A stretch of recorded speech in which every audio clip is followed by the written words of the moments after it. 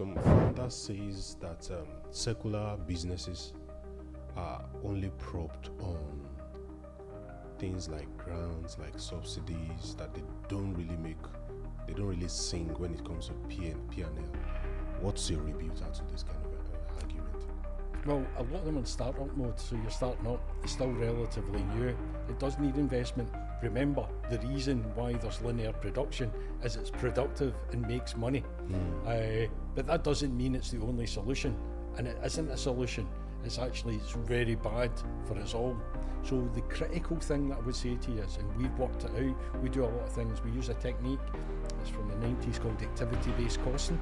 So what we do is understanding how costs drive our business. So understand the costs of everything we do.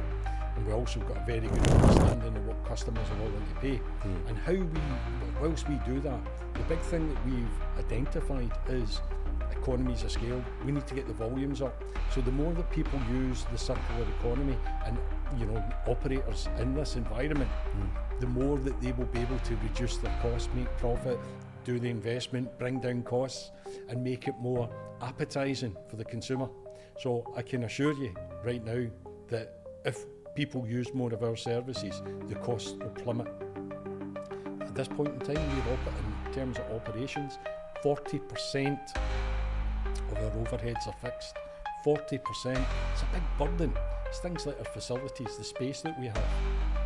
It's not optimised. We need to optimise it more, but we need the volumes in order to do that.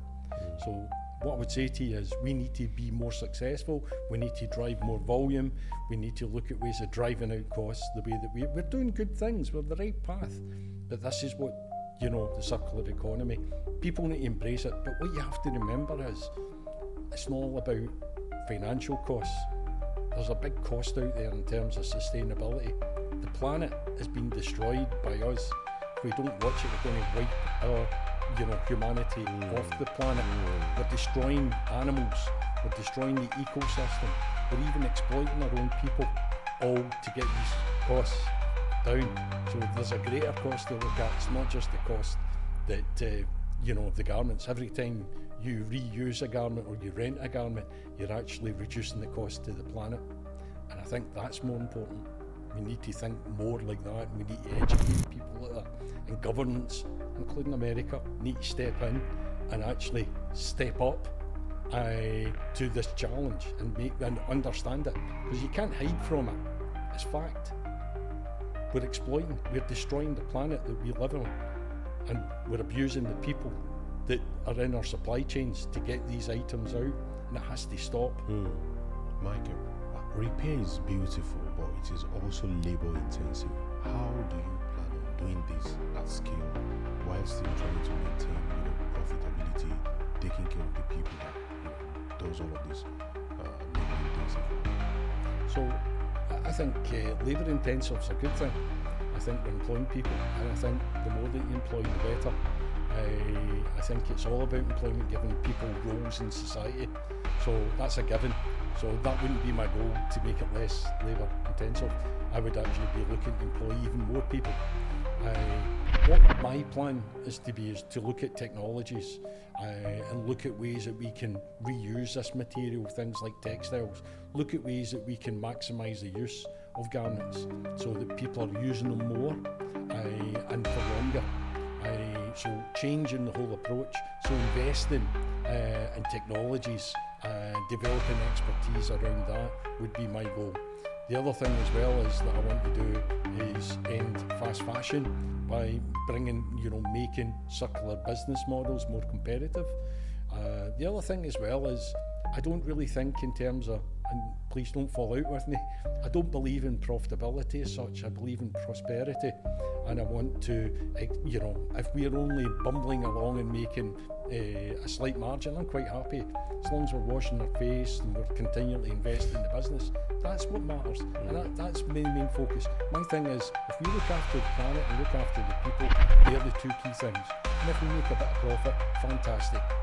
But the thing about it is that's the critical things to focus in on as a management team, not looking at financial levers and financial measures and getting caught up with the finances.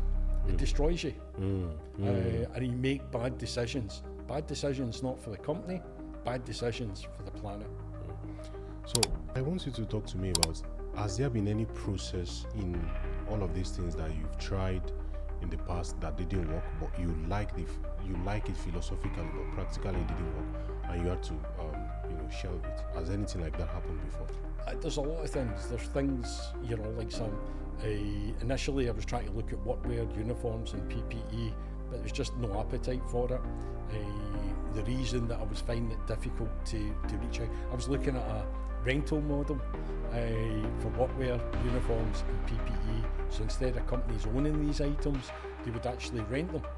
And I thought that's a fantastic idea, and that would encourage manufacturers to make them last. So make them to last. They would get an annuity, they'd constantly get money.